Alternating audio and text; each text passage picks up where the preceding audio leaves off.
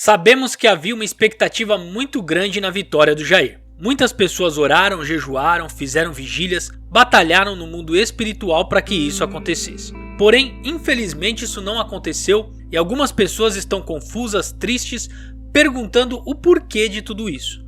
Muitos adversários zombando e aquela velha pergunta batendo na mente: o que vamos fazer agora?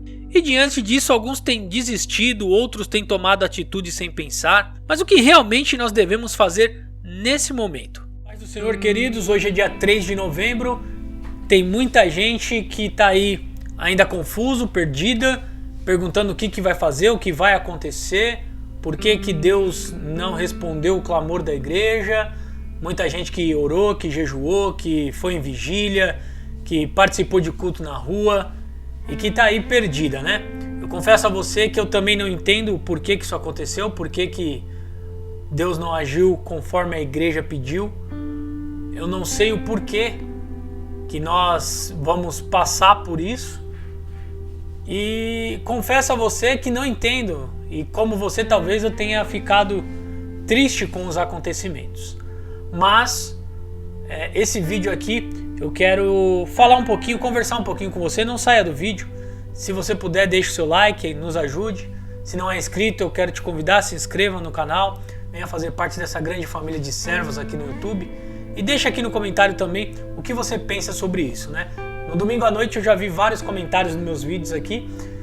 Vídeos que nem falavam de política, vídeos que falavam principalmente de avivamento. As pessoas dizendo que não acreditavam mais em nada, que não acreditavam em Deus, que não acreditavam mais em profecia, que orou, que jejuou, mas o mal venceu. E eu confesso a vocês que, na verdade, apesar de eu ficar entristecido, em nenhum momento eu fiquei dessa forma, né?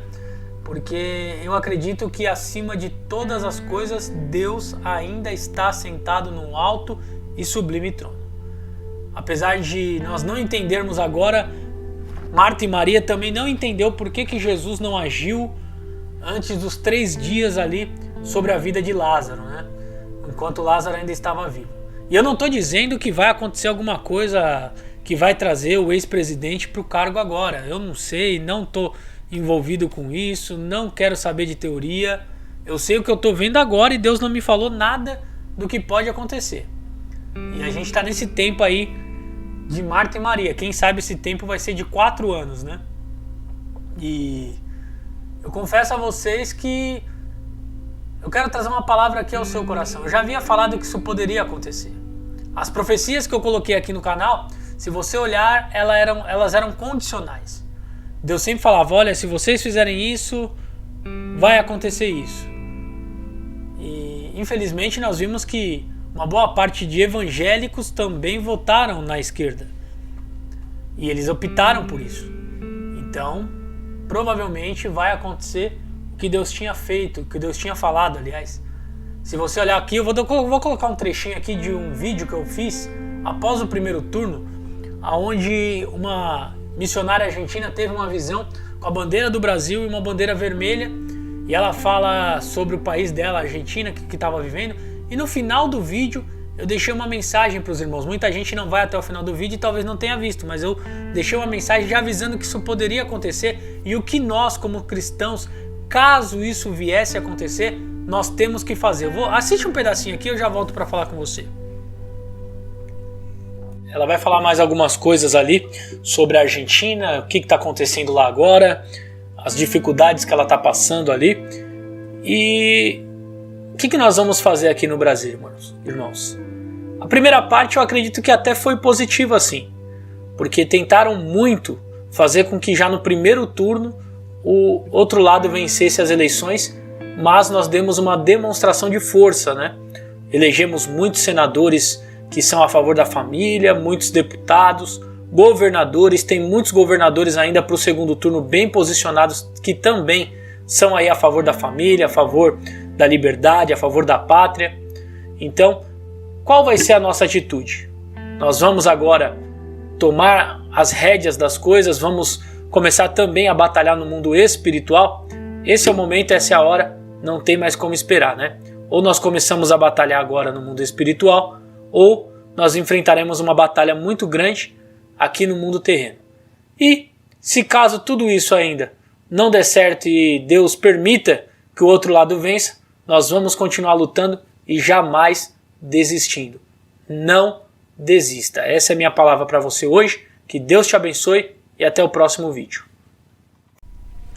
Então é isso que eu tô aqui falando para vocês. Eu vou continuar lutando, eu vou estar continuando aqui no canal, eu vou estar continuando aqui falando com vocês, trazendo aí ministrações, trazendo profecias sobre a igreja.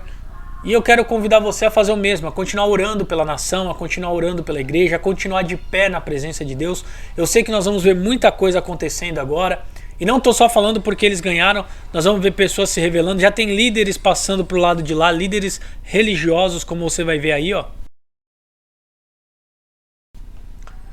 Nós vamos ver parlamentares, não fiquem surpresos, nós vamos ver parlamentares que foram eleitos com o nosso voto, que usavam a bandeira Deus, Pátria, Família e Liberdade, passando para o lado de lá. Tudo isso é normal. O único que não muda é Deus. Deus ainda está no controle de todas as coisas. A Bíblia diz que no ano que morreu o rei Uzias, abre aspas aqui, ele era considerado um grande rei ali em Judá. Judá foi revolucionada durante o reinado de Uzias e ele morreu.